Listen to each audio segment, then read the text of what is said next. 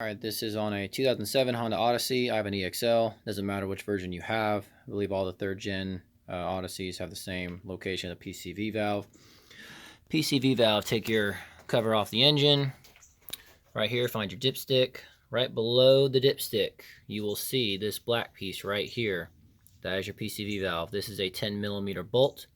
You're going to want a small socket and ratchet, very small. Get in there nice and tight. Take that out. I have my new PCV valve here, bought it off Rock Auto. They are pricey. This was like 30 bucks. You could get them from part stores, and they're about 60. I think you can get them from straight from Honda for about 80.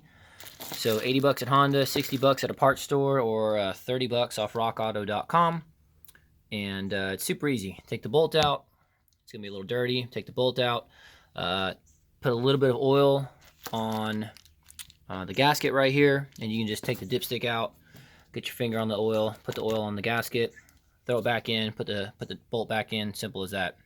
Very, very easy to do, and you should be doing it regardless how often you do your oil changes. You should probably do this about every 50 to 75,000 miles.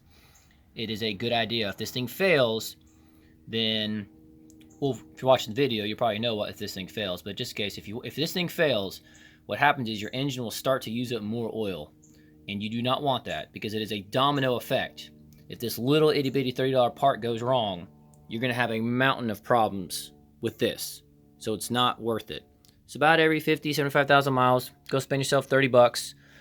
Take a 10mm bolt out, put a new PCV valve in, put the 10mm bolt back in, be done with it.